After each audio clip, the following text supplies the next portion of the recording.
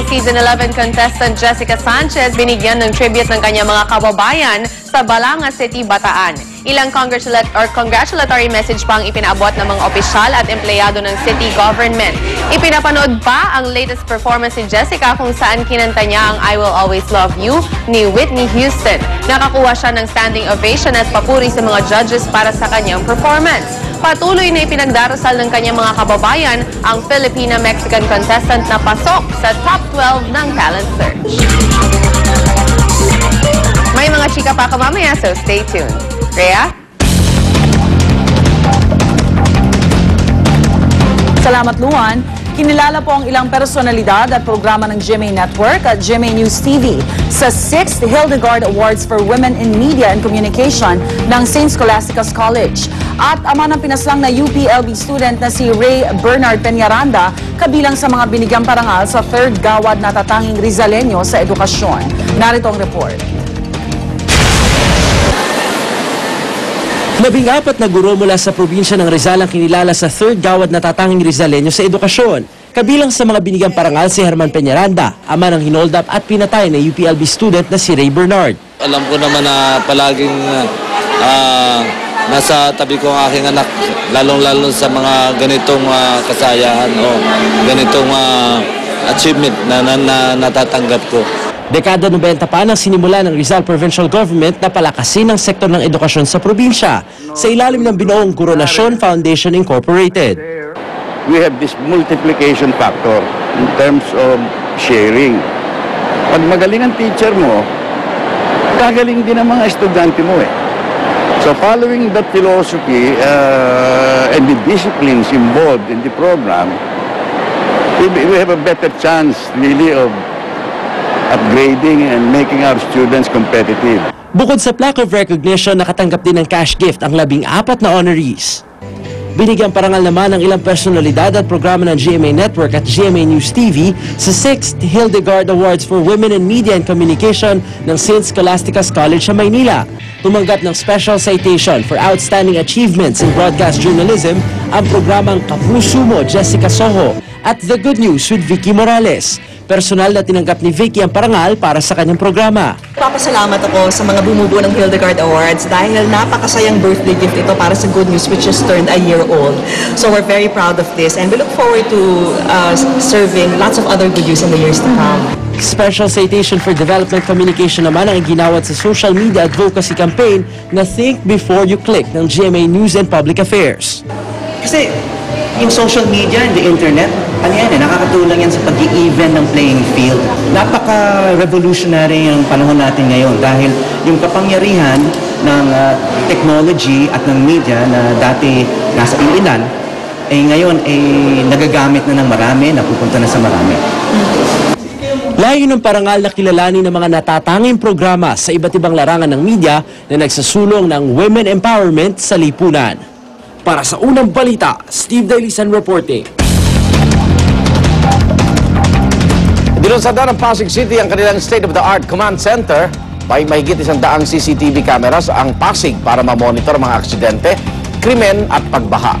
Sa detalye ng balitang yan, narito po live report ni Laban Yuber. Lab, kamusta dyan? Igan, malamig.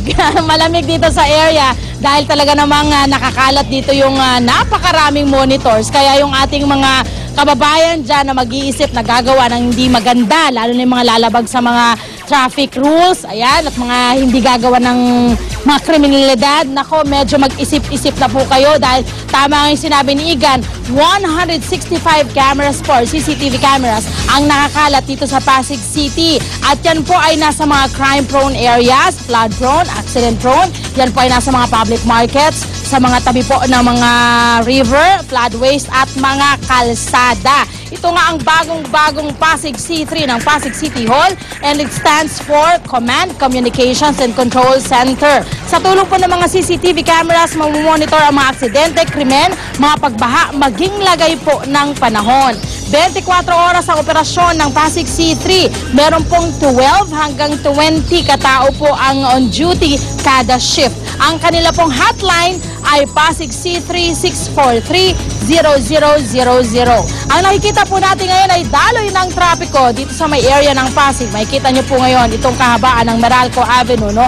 Yung mga nakatalikod na sasakyan niya, kumakaliwayan patungo ng Shaw Boulevard at yung iba ay dumediretso naman ho patungo ng EDSA. Nakikitaan pa naman ho ng tuloy-tuloy na daloy ng trapiko. Yun naman pong susunod na ipakikita nating monitor or traffic, no?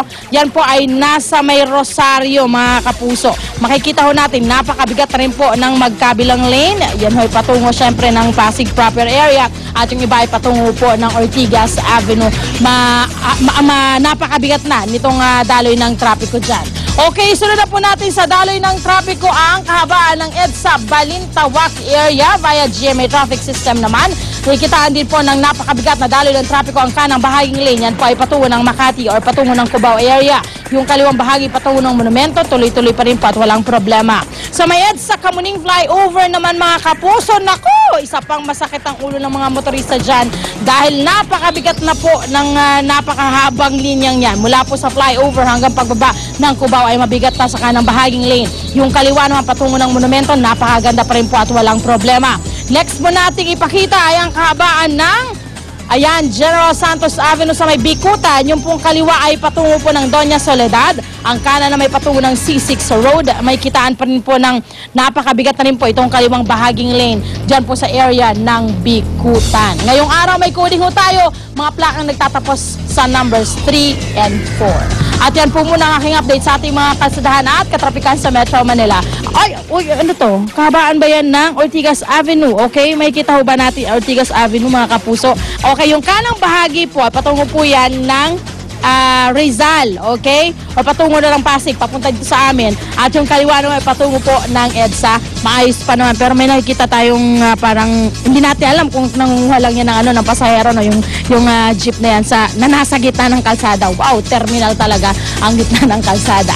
Yan muna ang ating update sa ating mga kalsadahan at katrapikan. Siyempre pa, magbabalik po kami para sa napakarami pa pong mga traffic signals dito po sa area ng Pasig C3. Ako po si Laban Yuver, yung nag-iisang reyna ng kalsada. Balik sa'yo, Igan.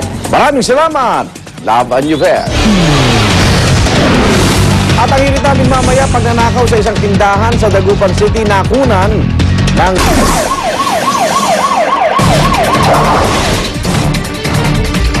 Nagbabalik po unang balita, isang babaeng umani sinaktan ng kanyang dating live-in partner, dumulog sa Commission on Human Rights. Sumbong ng biktima bukod sa pananakit, pinagbataan pa raw ng dating nobyo ang kanyang buhay. Daritong report. Palagi niya ako pinapalo ng kahit ano-ano, sinturon, hanger or mga wire or tinutukan ng kutsilyo, gunting at saka kahit anong bagay na matulis. Mangiyak-ngiyak na ikinuwento ni Kyla, di niya tunay na pangalan, ang pananakit na sinapit niya sa kamay ng dating live-in partner na isang Filipino-Chinese. Patunay raw rito ang mga sugat at pasa sa kanyang braso at binti. May mga pagkakataon din daw na hindi siya pinatutulog ng 21 anyos na dating partner. Hindi na ako pinapatulog. Pag nakakatulog ako, pinsan, minubusan na ako ng tubig. Ang makilang ulit na pananakit, nakaapekto na raw sa pag-iisip ng 28 anyos na biktima.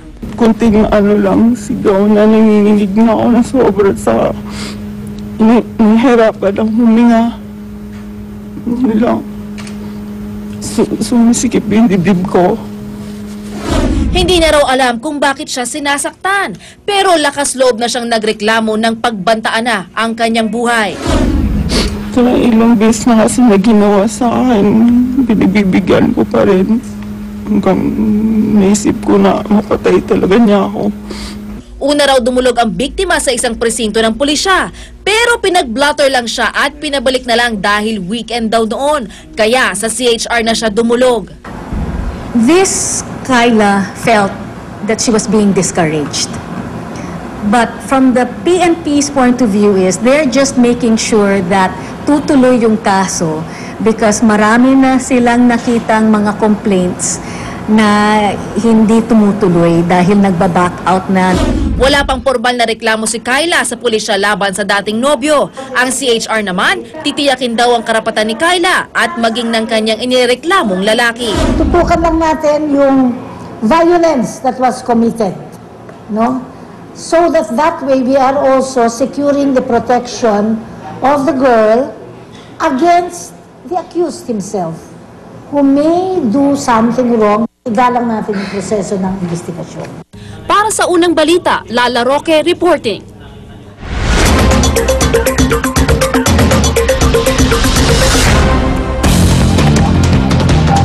Natagpo ang patay ang isang lalaki sa isang kanal sa Ipaan, Batangas.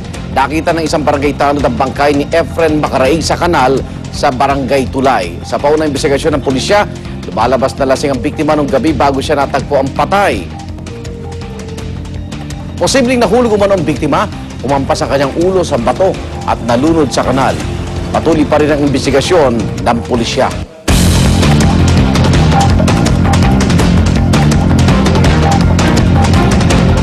Sa Ormoc City, pinaghahanap po ang suspect sa pangahalay sa isang lola. Kwento ng 85 taong gulang na biktima, madaling araw ng February 26 nang mangyari ang krimen. Sinakal umano siya ng suspect na si Fortunato Borbo at sa pilitang ipinasok sa bahay. Matapos nito, ginahasa na raw siya ng suspect. Kaibigan umano ng anak ng biktima ang suspect na si Borbo na target ngayon ng manhunt ng Ormoc City Police.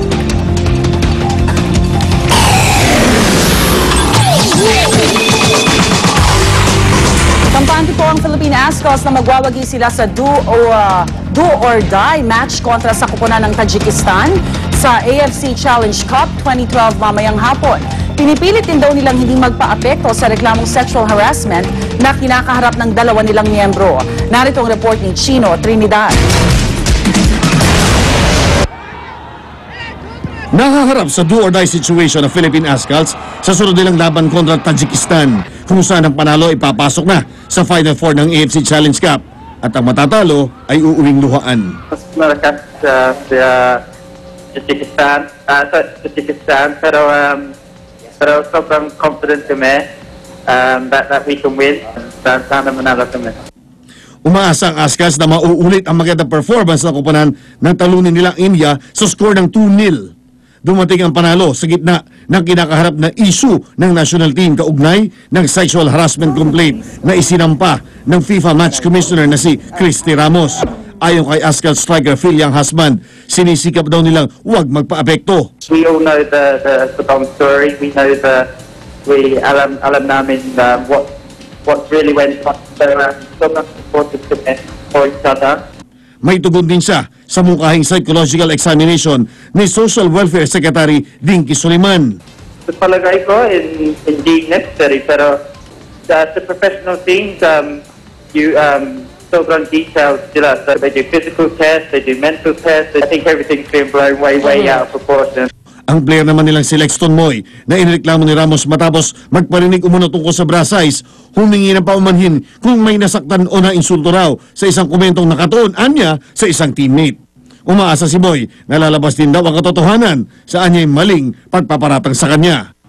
Para sa unang balita, Chino Trinidad reporting.